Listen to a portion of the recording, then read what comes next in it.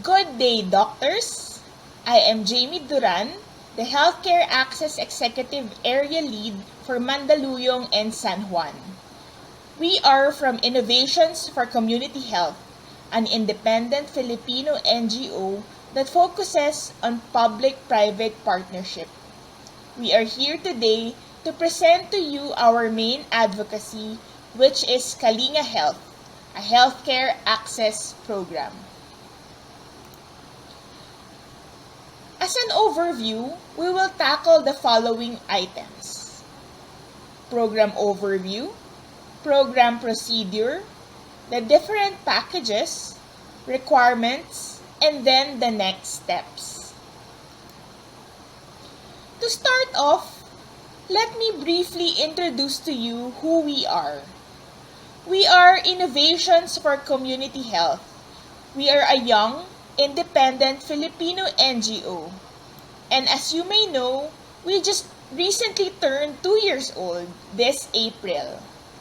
We harness public-private partnerships. We create sustainable community health at scale.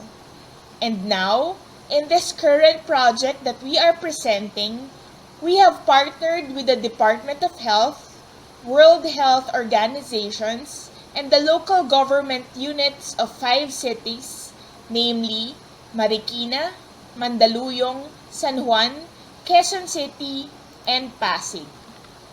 Kalinga Health is an intermediary facility that operates to find the missing TB cases in society.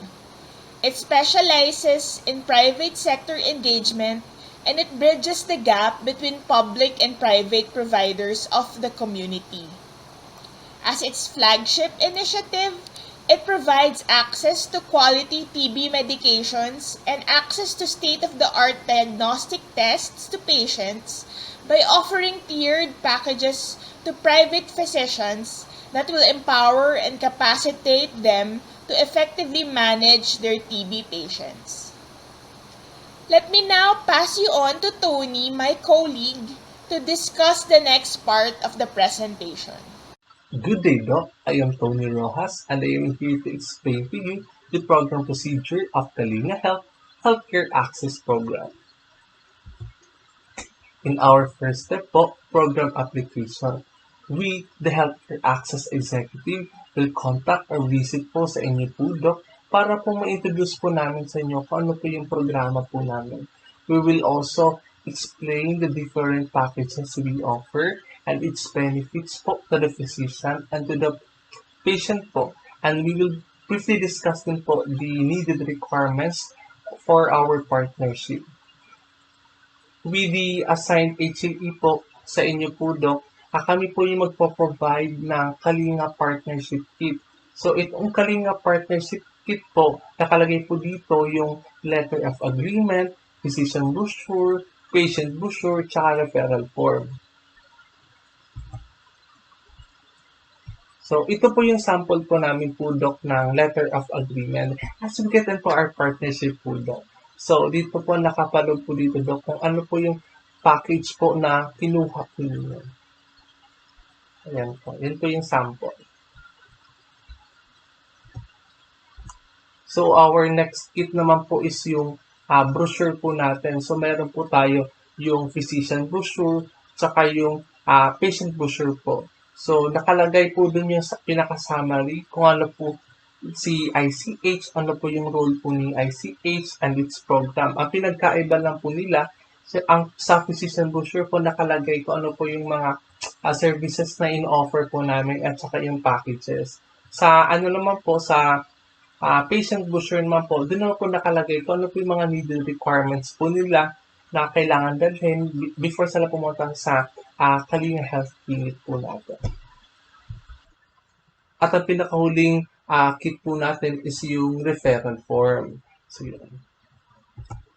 For our second step naman po, so we have the patient referral for diagnostic treatment. So, dito po, Doc, need po ninyo mag-select ng preferred po nyo na healthcare access package. So, each package naman po has its benefits and has underlying roles and responsibility po to ensure quality healthcare. And after you select your preferred package po, Doc, you need to fill up the Kalinga Health patient referral form po when referring patients. So, yung form po natin, so meron po kaming bago po ngayon yung carbonless po na referral form po namin. So, we have three colors po. We have the white, yellow, and pink. So, yung white po, yun po yung ibibigay po ninyo sa pasyente po ninyo para po mabigay po sa amin, assign na ni-refer niyo po siya. So, yung yellow naman po, yun naman po yung copy po namin. So, i-collect po namin po yun at kukunin po namin sa inyo at the end of the day po. Tapos, yung pink naman po, para naman po yun sa inyo po. So, yun po. At kung patuloy po kayong magre-recommend naman po sa amin ng mga pasyente po ninyo, Doc. So, after 2 unique patient referrals po, so you will be tagged as actively referring physician po and we will be glad and grateful po, Doc. And we will be thank you in advance po, Doc, po para po sa inyo. And for our last step po is the patient monitoring. So yung staff po namin dito, siya po yung magfa-facilitate sa patient registration via the integrated TB information system or what we call po the IT. So kami po yung magta-type po doon. And we will keep you posted on relevant updates po regarding your patient status, including treatment adherence po and their treatment outcomes po. And during the case holding naman po, there is a need to secure relevant diagnostic test and it's mandatory po that all patients po will be monitored for compliance. And for these slides po, so my colleague po, Jamie, will explain the program packages of the Kalinga Healthcare Access Program. Kalinga packages are designed to empower and capacitate private physicians as they gradually immerse to the protocols of TB control. Our packages will include the following: kaakibat or affiliate, kaagapay or alongside, katuwang or assist, and kaabiso or notify. These packages were named to relate with our flagship project, Kalinga, which means providence. Each package embodies the meaning of its intervention. The private physicians are expected to select the appropriate package that is fit to their operations and overall capacity. The first private-public mix package is Kaakibat, or the hub and spoke. Here, we offer full support on the overall patient journey from cough to cure, while keeping you, their primary care physician, updated on their status. This means that from diagnosis, management, and treatment, we'll be supporting your patient all the way. So the scenario is this: you, as the primary care physician, does an initial screening and diagnosis to the patient. Once you determine that he or she has presumptive TB, or PTB, you then refer the patient to Kalinga Health. We then do the overall management for the whole 6 months. We do the diagnosis through Gene Expert and DSSM, and our in-house doctor will do the case holding and management for the 6 months of treatment. We will register them to the ITIS, provide free TB medications, and do the necessary follow-up monitoring like the sputum exam to monitor their symptoms. But this doesn't mean that we're taking away your patients from you. They have the liberty to go back to you anytime they want for a consult or for a second opinion. As we know, they may already be comfortable with your care. The next PPM package is Kaagapay, or the GP Model 1. In this model, Kalinga Health and you, the primary physician of the patient, work side by side in treating and management the TB of the patient. So how does it look like? In this scenario, PPM2 or kaagapay, you, the primary care physician, will again do the initial screening and diagnosis of the patient. And once he or she is PTB, you again refer to Kalinga Health. We shall then do the case detection and confirmatory diagnosis using GeneXpert and DSSM. Once the patient is confirmed to have positive TB, we'll refer them back to you for case holding and management for the next 6 months. We will still be the one to register them to the ITIS database and provide the TB medications.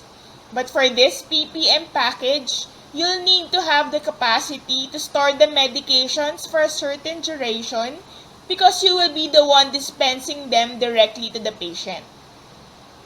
So overall, PPM2 kaagapay or alongside is a co-management between you and Kalinga Health.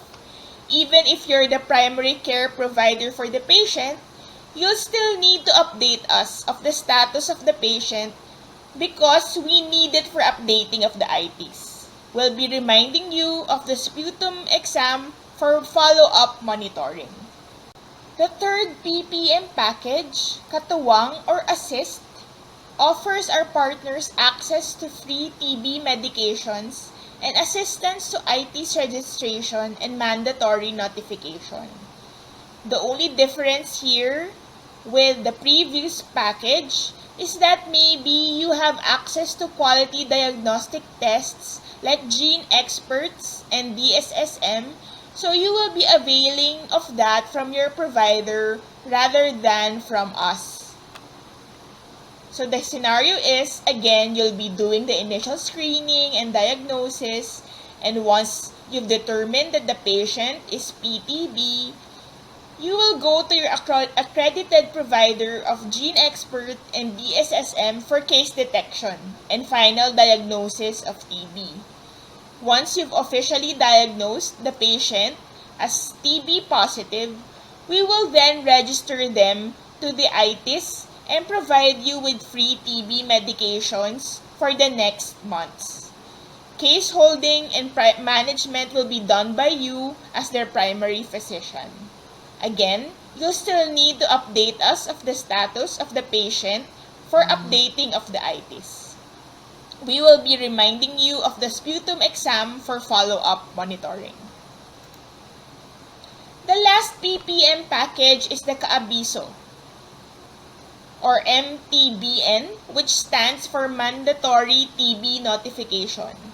If ever you don't want to partner with us regarding the diagnosis, management, and treatment of your patient, at least let us support you registering your patients on the ITIS. We know that you have your hands full with other tasks, so at least let us help you with registering the patients because, as we have said earlier, one of our primary goals is to find the missing TB cases. So here, the scenario is all the steps will be done by you as the patient's primary care physician and will be only supporting you in registering the patient to the ITIS. We'll be following up on the sputum exam because the updates on the treatment is a requirement for ITIS.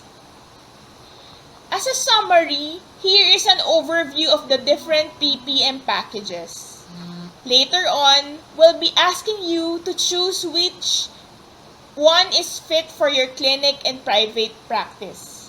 As a review, PPM1 or Kaakibat offers full support from cough to cure, from diagnostics, treatment, case holding, and follow-up while keeping you updated on your patient status. PPM2 or Kaagapay is a co-management between Kalinga Health and you as the patient's primary physician. PPM3 or Katuwang is similar to the co-management style of PPM2 but is perfect if you have access to quality and DOH certified diagnostics like GeneXpert and DSSM. The last, PPM4, or Kaabiso is if you would only need support on IT's registration and mandatory notification.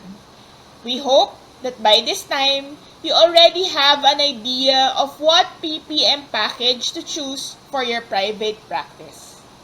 What are included in the different PPM packages? This slide shows a summary of the inclusions and if you want to have add-ons. In our Kalinga Health Hub in Mandaluyong, these are the minimal user fees for the add-ons that you may want to avail for your patients. For PPM1, we have TB meds, gene expert, DSSM, medical certificate, and physician consultation for free. So if you have regular indigent patients, this is the perfect PPM package for them. If ever you want to avail of a digital x-ray, we offer state-of-the-art x-ray with AI for just 249 pesos. PPM2 includes TB meds, gene expert, DSSM, and medical certificate. PPM3 just includes TB medications since we assume that the doctor who chooses this package already has access to quality diagnostic tools like Gene Expert and DSSM. While for PPM4, there's no support provided for free since we just offer ITIS registration. Take note that the Gene Expert for PPMs 1 and 2 are free for indigents. But for those who are willing to pay, we collect a minimal user fee of 399. We say this because research has shown that if a patient shells out money, say for diagnostic tests, they are more likely to adhere to their treatment because they don't want to have more expenses in the future. But we do offer Gene Expert for free to those who need it. You may ask, how come we are able to give TB medications and Gene Expert for free or at a cheap rate? In other facilities like hospitals, Gene Expert costs around, say, 3,000 to up to 12,000 per test. This is because we have a partnership with the Department of Health through the City Health Office and through our funders who have generously helped us put up this project. The CHO provides us with TB medications and Gene Expert cartridges that they also provide to public health centers. This is the private-public partnership we've said at our introduction. The Gene Expert machine, we got it from our funders, and these are the reasons why we could provide our services for a significantly low amount. Don't worry, because we offer quality and DOH certified quality medications and Gene Expert diagnostics. Let us say that you don't want to partner with us for some reason or another. Let us still offer you these Kalinga bundled packages where you can refer your patients to avail from us. This is the social enterprise in us talking. We offer these packages to help us raise income because in the end, we want to be self-sustaining and not rely on funding. As you may have seen in the previous slide, if you add up all these items, it will sum up to 1,275 pesos. But we are offering them for just 999 pesos if you want to avail of our services. There are also other packages where you can omit, say, the DSSM or the Gene Expert or even both the diagnostic services. I've thoroughly explained the PPM packages and the additional bundled packages that you may avail for your patients. We hope that by now you have an idea of what to choose for our partnership. I now turn you over to Vince for the program requirements. Good day, Doc. This is Mr. Vince Almeida, a healthcare access executive from Innovations for Community Health. So today po, andito po ako ngayon para po i-discuss naman po namin sa inyo ang aming program requirements po. Okay, Doc, for our program requirements naman po, for partnership po, no? So, una po dyan, Doc, meron po tayong tinatawag na signed letter of agreement or LOA po, Doc, no? So, Doc, dito po sa letter of agreement, dito po naka-include kung ano po yung packages po na pipiliin po ninyo. Pipirma din po kayo dito, Doc, katunayan or as a proof na tinatanggap nyo po ang aming partnership po, Doc. Then next naman po, Doc, meron po tayong tinatawag na Kalinga Health Facility Checklist, no? But, Doc, itong si Kalinga Health Facility Checklist po, Doc, ibibigay lamang po namin to sa inyo once na pinili nyo po ang PPM2, PPM3, and PPM4 po. For the referrals naman po, Doc, no? Una po dyan, Doc, meron po tayong tinatawag na signed Kalinga Health Form, no? So, ang aming Kalinga Health Form, Doc, ngayon, Doc, is carbonized na po siya, no? And then, itong si Kalinga Health Form, Doc, ibibigay niyo po ito kay patient, and then si patient po, Doc, once na pumunta siya dun sa clinic, ibibigay niya po ito dun sa doctor. Katunayan po ito na nire-refer niyo po siya, Doc. And then next naman po, Doc, is kailangan din po magdala ni patient ng PhilHealth IDs naman po for members, no? Just in case naman po, Doc, na wala po siyang PhilHealth IDs, pwede naman po siya mag-present ng valid IDs niya po, Doc, or any proof of residence or any government IDs po, Doc. And Doc, dagdag ko lamang po, no, ang aming Marikina clinic po is PhilHealth accredited na po siya. While si Mandaluyong clinic po namin, on the process pa po siya. And don't worry po, Doc, babalitaan po namin kayo regarding po dito sa status po ng Mandaluyong clinic po namin.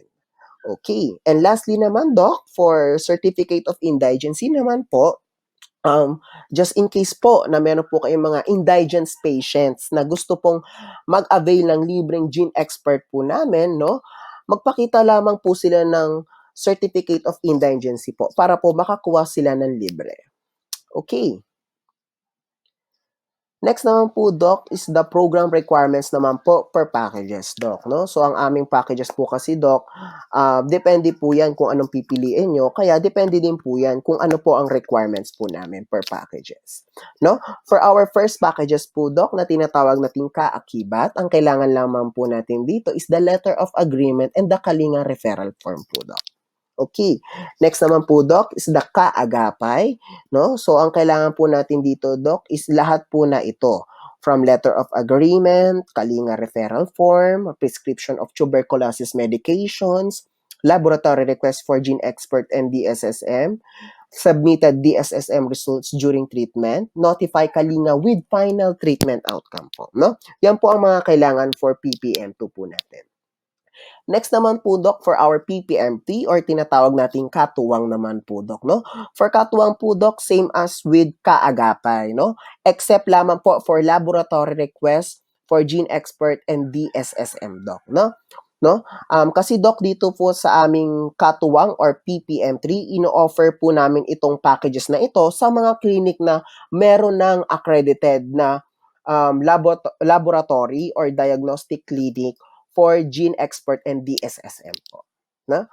Oh, and then no, Doc, next naman po is the kaabiso po or the PPM4 po namin, no? So, Doc, dito naman po sa kaabiso, ang kailangan lang naman po ninyo dito is the letter of agreement, Kalinga referral form, and then submitted DSSM result during treatment and notify Kalinga with final treatment outcome po, Doc, no? So, hindi na po kailangan dito, Doc, ng prescriptions of tuberculosis medication and the laboratory request for gene expert and DSSM, no? Kasi, Doc, dito po, Doc, is dito po sa packages na to, ang kailangan lang naman po dito, Doc, is ma-notify is or for the notification po ng Kalinga with final treatment outcome po natin or the notification po ng ITs po natin. So, don't worry po, Doc, kami na pong bahala din doon, Doc, no? So, wala na po kayong anything na po problemahin po doon. Okay. So, Doc, we are hoping po na makipag-partner po kayo sa amin, no? samahan niyo po kami na mapababa po ang increasing rate ng tuberculosis po dito sa ating bansa, no? Kaya Doc, so just in case po na makapag-partnership po kayo sa amin, makapili po kayo ng mga packages po namin na in-offer namin sa inyo, and then makapag-sign po kayo ng letter of agreement, and then next po naman po, Doc, is makapag-start na po tayo, makapag-refer ng patients po para po matulungan din naman po natin ang ating mga kapwa Pilipino. Okay. So, Doc, may any questions po ba kayo or concerns? Okay, Doc, kung wala naman po, no? Just in case po na meron kayong gustong tanungin, i-clarify, i-concern, no? So, andito lang naman kami, Doc, para po sagutin po ang inyong mga questions naman po, no? So, together with my team members, no? With Miss Jamie Duran, our leads, and ako po, si Mr.